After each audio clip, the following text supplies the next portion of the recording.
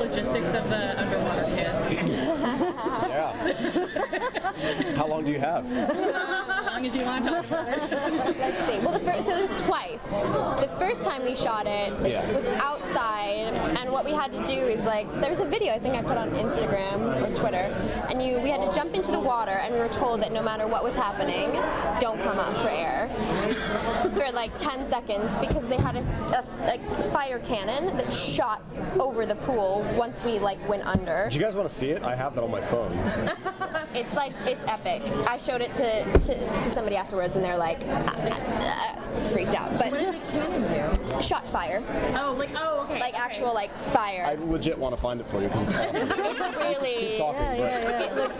It's honestly one of my proudest moments. I feel like I should earn my stuntwoman license from it.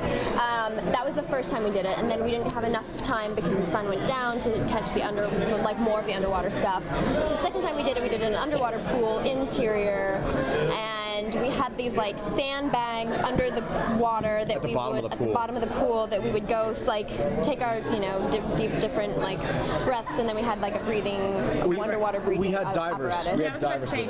We had divers. We had divers with the air, the oxygen stuff. So we would take our breath, we'd go down, they'd put the oxygen thing in our mouth, and they'd latch our feet on to sandbags, in the deep end of the pool.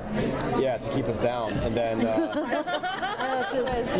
situation. And then when they would tap on the canister so we'd hear it, and then that's kind of when we came alive, and we had to have our eyes open and all that stuff, and then we basically just acted the scene out, and then once we were done, I think they put the respirator back in our mouths. First of all, they did the whole thing. We were pushed for time the second time. They didn't want us to come up for air, so they just wanted to keep putting the respirator back in our mouths, and we were like, wait a minute, we have to come up, we have to know if we're doing the scene correctly, to get direction. Your eyes are open underwater. You can't see anything. No. By the end of it, I couldn't even. I should not have been driving home because everything was just super blown out, blurry. Yeah, I called her that night, and I was like, "Can you see right now? Because I can't." And it was so fuzzy because we were in this highly chlorinated pool. But whatever, could have been worse. We could have been in the backwoods. It was a beautiful scene, and I'm sure you've gotten a ton of feedback that everybody loved. I want to show this to you guys because it's really cool. Right there. Is this the full one? That's the full one. Oh no. Sorry, I know I'm maybe wasting your time here. No. But this scene, it's worth it. It's really worth it. Okay, so you guys can see we're over here, and this is a little device that's going to shoot the flames across the water. So they're counting down. Just give it a second here. Oh, because of the house, because of the explosion. Because of the explosions, they threw real flames on top. That's why they were like, don't come up. Wow. There you go. And the camera's, of course, underneath. All right, so that's you jumping in. Whoa! Right. That is intense. So we didn't know that's why we couldn't come up. They didn't tell you. Well, we knew there was flames, but we didn't see that You didn't know it was going to be like this huge fireball cannon. Yeah. I sent this exact clip to Meredith, who was back in LA, our creator, and she was like, oh my God, don't ever send something to me like that again, because, she was a little she was a worried mother. Well, at least you knew you were all well by that point. Yeah. You lived through it. Yeah, I was missing all of my hair. But, anyway. Good times. Good times. That's my question.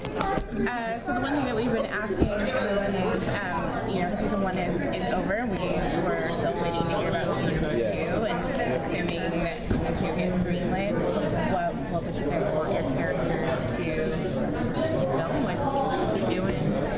Because you guys obviously know how it ends. Yeah, everything's all done for filming. Right. So what would you like your characters to see? I guess I would like to see Aimee take a more active role in really figuring out integration and really being more vocal about it, but actually having sort of maybe more of a game plan.